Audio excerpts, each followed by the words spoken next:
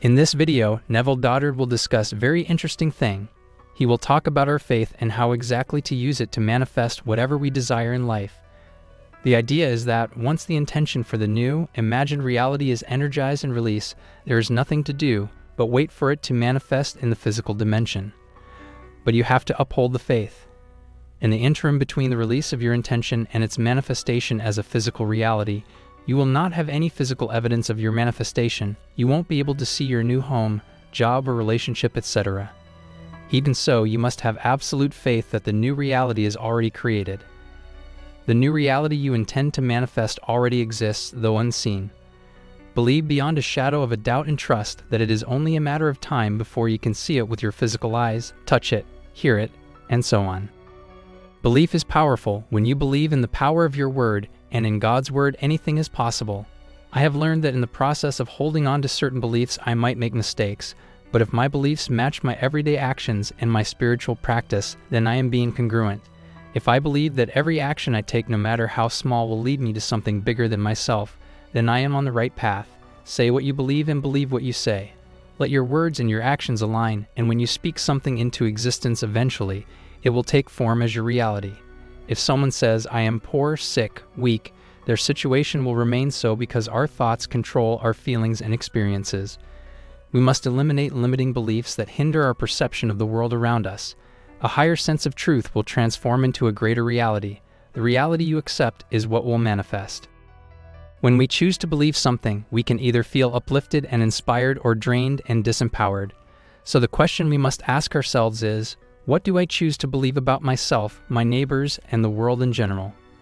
A belief is the individual truth of man. We cannot change what may happen to us, but we can choose our attitude towards any given circumstance. So make sure to listen carefully. Enjoy. We're told that faith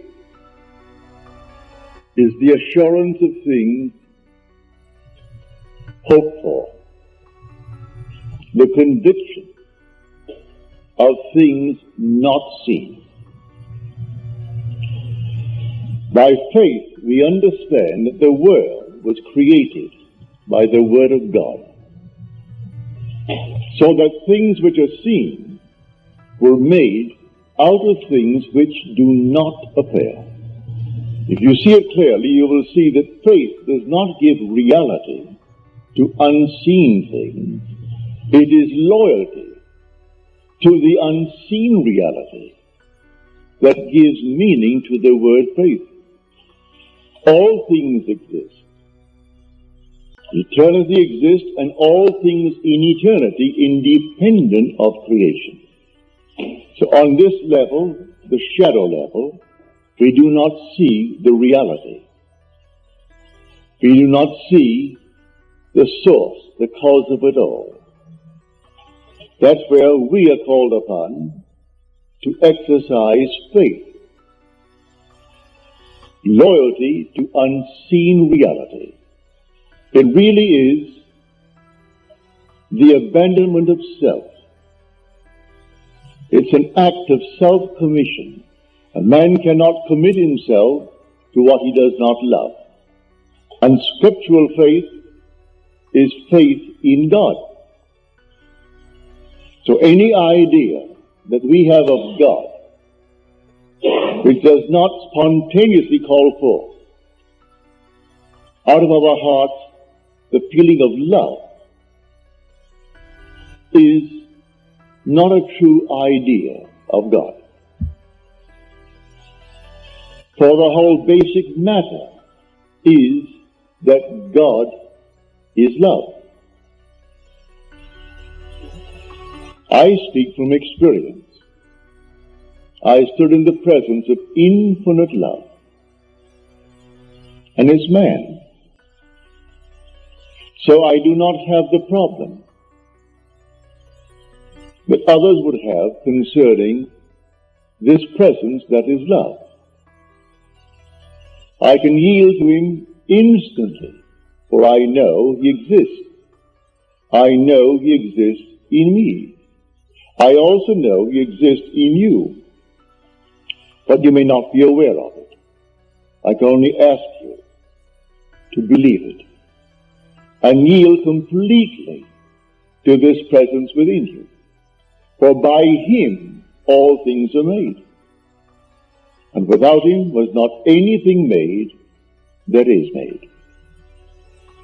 So tonight we will show you what I have done in the past with great success and how it operates. Now, if I wanted something in this world, and who doesn't, I would formulate an act which would imply that I have it. And then in my imagination, I would simply, having performed that act, I would yield completely to this being within me to execute it. I would fall off into sleep, convinced that he heard me, that he saw my act in faith. For we are told in this same 11th chapter that I quoted when I first started, the 11th chapter of the Epistle to the Hebrews, that we must come to God believing that God exists. For unless we believe that he exists, we cannot please him. So who would draw near to God must believe that he exists. Without faith, it is impossible to please him. And so, if I took the 13th chapter of Corinthians, Paul's wonderful hymn in praise of love, and paraphrased it, though I speak in tongues of men and angels,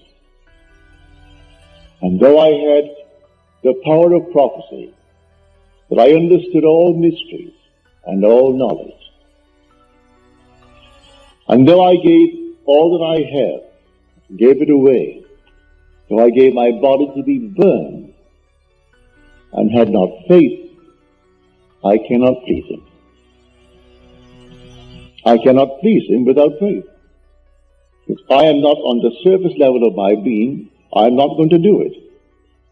I simply yield completely to him, having acted. It's an act of self-commission. I perform the act. What act? I act as though I had what I sought. I act as though I heard that you have what you asked of me. I perform an act, and then I yield completely to that depth of my own being, who is God, and allow him from that depth to externalize it for me. As he tells us in the 55th chapter of Isaiah, your ways are not my ways. As the heavens are higher than the earth, so are my ways higher than your ways. So do not ask how it's going to be done. All I have to do is to completely yield to this being within me. For he has ways and means I, on this level of my being, know not of. I rise then under compulsion. And under this compulsion I go through a series of events which will lead up to the fulfillment of that to which I yielded. I assume that it's done. And then I commune with myself and gave thanks within me that it is done. And it works in every way, even in the most marvelous things like this, for instance. My friend, he's here tonight. He didn't think he could make it tonight. But I got his letter this week. He said, last week, having heard you over the years, and having received a hunger from your interpretation of Scripture, for we are told in Scripture, in the book of Amos, I will send a famine upon the world. It will not be a hunger for bread or a thirst for water, but for the hearing of the Word of God. When that hunger comes upon you, not a thing in this world can satisfy you, but an experience of God. Now he said, I am a stockbroker, and things have been very, very slow since the bottom of 1970. The market has risen, but people with money will not come into it because undoubtedly they were burned prior to this. Yet the market is really healthy today. It's growing and growing and growing. Yet, I must confess, things have been slow. I have a wife. I have a daughter who is a minor. I have obligations to life. And yet, in spite of the fact I should really think of these things first, the hunger for an experience of God supersedes all other hungers. And so I went home from your meeting, and I say to myself, I commune with myself, for you taught me to believe that the self, the depth of my own being is God. That sense of awareness, that is God. And I said, God, you sent this hunger upon me, a hunger for an experience of you. Give me, as said in the 86th Psalm, show me a sign of your favor. Just a sign of your favor.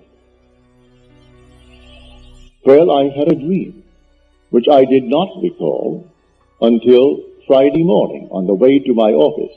As is my custom, I turned on your tape. I carry a tape with me. And on my way to the office, I turn it on and I listen to that first. Something there clicked within me, and the memory returned, and I remembered the dream of the previous night. And the dream was this. I found myself in an ancient world. I knew from the feeling, from the atmosphere, from everything about it, it was an ancient world.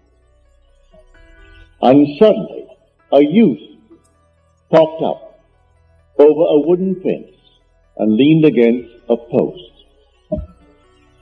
And instantly I knew that he was David. Here is David.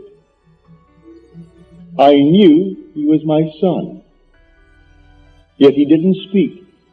I didn't speak. But it didn't come until I was driving on the freeway, driving to my office. I have no memory of the previous experiences that you say one must have prior to the coming of David. So I'm a little bit confused. Was that an adumbration? Was that a foreshadowing of the event that must take place? I will say to him now, as he is in this office, yes. It's the most wonderful foreshadowing. For when it happens, you will be so stirred, you'll awake from the state. It won't happen that way. It will happen out of your own skull. Your skull will explode. That's how it happens. The whole thing is contained within man, within the skull of man. And when David comes in the true form, he actually comes after an explosion in your own skull, as though the whole thing came to an end. And then when the whole thing settles, he stands before you. And he calls you Father. And you know he is your son, and he knows you are his father. And then by this relationship, you know you are God.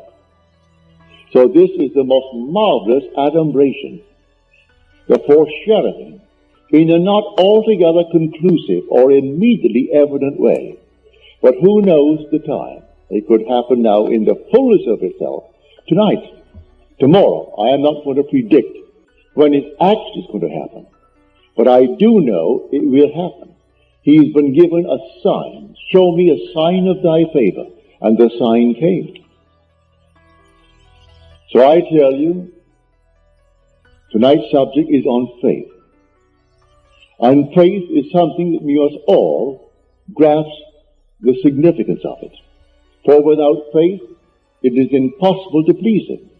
And if he makes all things, good, bad, and indifferent, and makes it through faith, find out the mystery of faith. Now, faith does not give reality to the unseen things. It is loyalty to the unseen reality, for all things exist. if you only saw it. Everything in eternity exists. Man exists. Man is part of the eternal structure of the universe. He doesn't grow out of a worm, as our evolutionists say. Evolution is confined to the affairs of man, not to the creation of God.